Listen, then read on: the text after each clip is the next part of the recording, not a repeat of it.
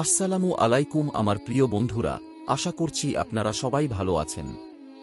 বন্ধুরা, জাহান্নামীদের সজ্জা ও পোশাক কেমন হবে এই বিষয়ে আমরা আজকের এই ভিডিওর মাধ্যমে জানার চেষ্টা করব ইনশাআল্লাহ।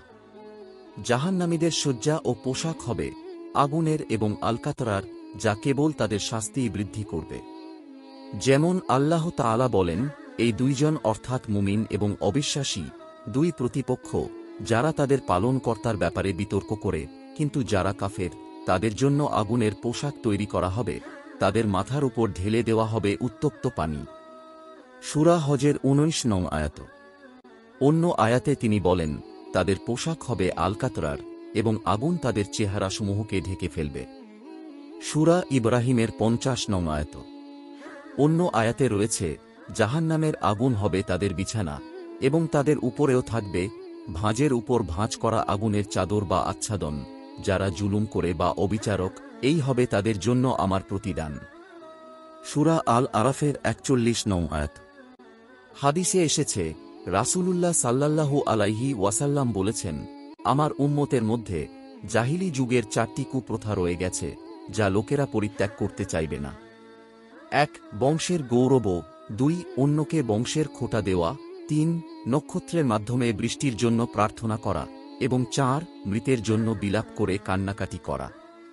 তিনি আরও বলেন, বিলাপকারী যদি মৃত্যুর পূর্বে তওবা না করে, তাহলে কিয়ামতের দিন তাকে এভাবে উঠানো হবে যে, তার গায়ে আলকাতরার চাদর, খসখসে চামড়ার ওড়না থাকবে। সহিহ মুসলিমের ৯৩৪ নং আয়াত।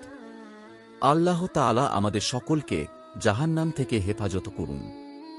হে মাওলায়ে কারিম, তুমি আমাদেরকে এমন অবস্থায় দুনিয়া থেকে বিদায় নেওয়ার তৌফিক দাও, যে অবস্থায় কারো কোনো হক আদায় করা আমাদের বাকি থাকবে না, না আল্লাহর হক, না বান্দার হক।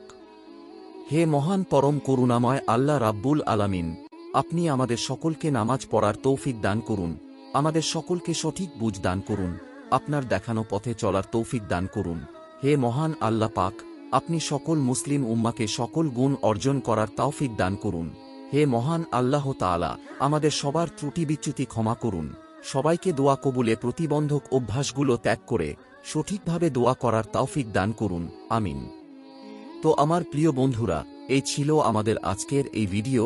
আমাদের আজকের এই ভিডিওটি যদি আপনাদের কাছে ভালো লেগে থাকে, তাহলে বন্ধুদের কাছে শেয়ার করে ইসলাম প্রচারের কাজে সাহায্য করুন। আর ইসলামিক সংক্রান্ত আরও কোনো তথ্য জানতে চাইলে কমেন্টে অবশ্যই প্রশ্ন করুন। তো সবাই ভালো থাকবেন, সুস্থ থাকবেন। আল্লাহ হাফেজ।